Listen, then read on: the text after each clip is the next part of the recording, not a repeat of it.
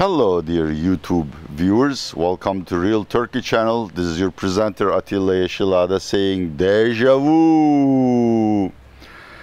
What do you know? Turkey is facing sanctions again. If you look at my YouTube video history, you will see 5, maybe 10 videos about Turkey's sanctions history, but apparently some people never learn. So once again, towards the end of the year, Turkey may face excruciating sanctions from the United States and possibly from EU for helping Russia violate Ukraine war sanctions.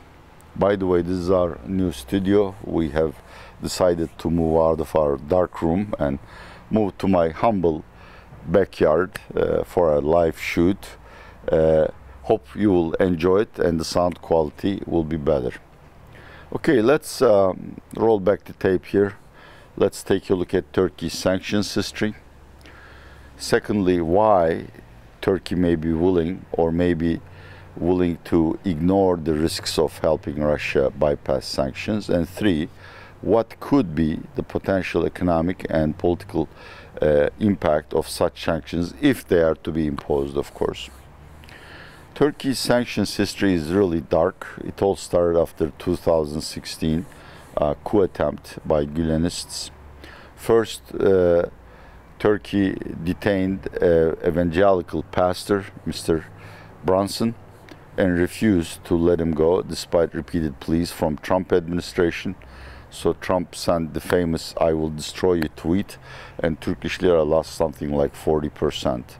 This wasn't an official sanction, but it was as effective as sanctions. Then Turkey violated the Magnitsky Act. Certain individuals were sanctioned. I think the Interior Minister as well as the Minister of Defense.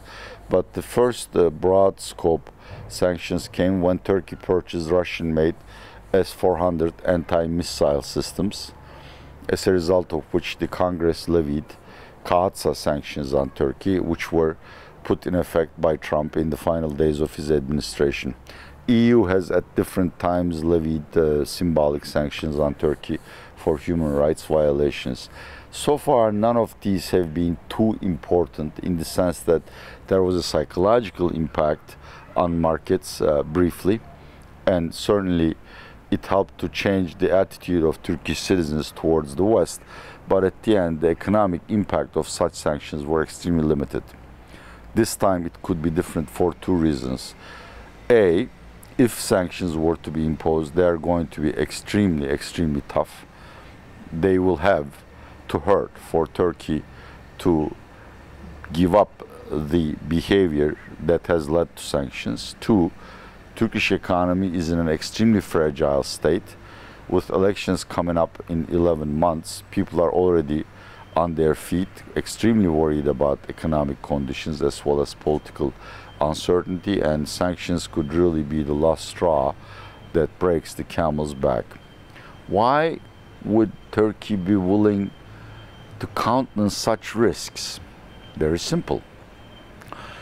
As I've said, we will have elections in 10 or 11 months, both presidential and parliamentary elections, and polls say that Mr. Erdogan is lagging badly against all potential candidates in the presidential race, and his AKP-MHP coalition is almost certain to lose parliamentary majority. All of these only because the Turkish economy is in extremely poor condition. I've shot another 10 videos, just check, for instance, how we're going to have economic crises this winter. Mr. Erdogan's only hope is to improve economic conditions if he is going to win elections. Unfortunately, yeah, there is going to be a background noise. Don't worry about it. This is sort of like a natural environment. We're gonna keep shooting the video. Don't worry about it. Mr. Erdogan's only hope is to improve the economy, but he can't do so because to improve the economy, he'll have to impose an austerity program.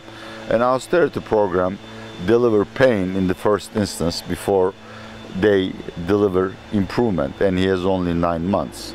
So he has rested all of his hopes on finding $50 billion of cash from his friends abroad, namely Putin and Arab countries. Arab countries apparently said, no, we really don't care whether you stay in power or not. But Putin said, well, this is my interpretation, of course. Well, let's discuss it. I mean, you do me a favor, I'll do you a favor. Why would Putin be willing to help Erdogan win elections by sending him tons of money? This is my interpretation, of course. Putin has two demands from Erdogan, which will at the end help Russia. First, there are certain high technology goods I can't really procure from the West. Help me get them. Two, Western banks are not doing business with Russia, so let me use Turkish banks to, conduct trade-related finance or to store wealth abroad, which are not subject to confiscation. The second reason is Putin needs a peace in Syria. He's investing billions of dollars to sustain the Assad regime, and a lot of his forces are stuck defending the Syrian front against rebel attacks, which can be more usefully deployed in Ukraine. As a result, I think this is again personal interpretation, there is a sort of quid pro quo.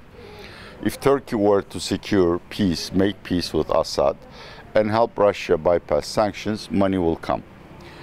Are these feasible? Well, no. I will shoot another video about the Syrian front. Ankara has already made overtures to Syrian leader Assad for a rapprochement, but Assad is simply not biting the hook. He's not interested in peace. He has turned down requests by Jordan and Arab countries for a lasting peace in Syria, and he is doing the same thing to Turkey. So no money is going to come from Russia because of peace in Syria. The other item, of course, is possible. Already several Russian banks have opened correspondent accounts with Turkish banks with, according to the United States, a view on conducting all of their transactions which are forbidden through the Turkish banks.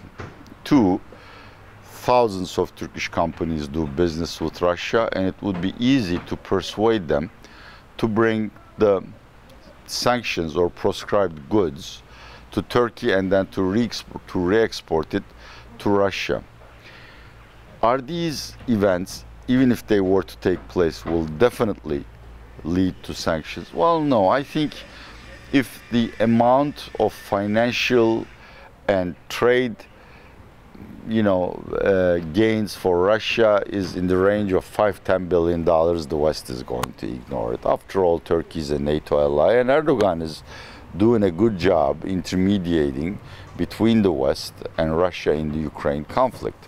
But there are certain red lines. I mean, huge amounts of Russian money whitewashed through Turkish banks, a lot of defense industry or sensitive technologies being imported to Turkey and then re-exported to Russia is going to be the red line of the Western countries. And therein lies the dilemma of Mr. Erdogan. If he wants the kind of money from Putin that will help him to win elections, he really needs to allow or turn, a benign eye to massive sanctions breaking, which is almost certain to attract the attention of the West. If he's going to allow only a very limited amount of sanctions breaking, Putin is not going to help him. It's my personal view that Mr. Erdogan is so desperate to win elections, and he has such a low opinion of the determination of the West to win the Ukraine war, that he's going to choose the risky route, that is, allow Russian companies and banks to do whatever they want to do in Turkey. There's precedent for that. Again, if you go back in my video archive, you will see how Turkey allowed a gold dealer called Reza Zarrab send tens of billions of dollars of money to Iran in contravention of UN and American sanctions, as a result of which Reza Zarrab has been convicted, turned state witness, and the bank that has been supposedly the intermediary for these transactions, Halkbank, is currently on trial in the United States exactly for that offense. In my view, by November or so, Erdogan's economic troubles will get desperate, so Russian sanctions breaking will escalate to the level which is going to be very difficult for the West to ignore. Also by mid-November, American midterm elections will be out of the way, and both Congress and Biden administration will be able to focus on Turkey come Russia front. As a result of which, it is more likely than not Turkey is going to suffer excruciating sanctions. As I've said in the past, these sanctions were rather symbolic, and they didn't really do much for the Turkish economy, which was in a better condition. But today, with Turkey running a huge current account surplus to the tune of $50 billion a year, inflation running at 80%, the currency at an extremely weak state, and retail investors poised to run on banks to withdraw their dollar deposits, I think the confidence-breaking impact of any sanctions is going to be magnificent. Well, magnificent in the bad sense of the word. So much so that we could have another currency shock, or we could have a political crisis in the sense that AKP loses massive support in the polls and thus loses the upcoming elections. Well, thank you very much. This has been a very difficult video because of the background noise, which distracted me from my usually superb presentation, but I hope you will understand. If you like it, subscribe or share it with your friends, and soon we'll be together in another video. This is Atilla Eşrada saying goodbye from a very noisy Istanbul.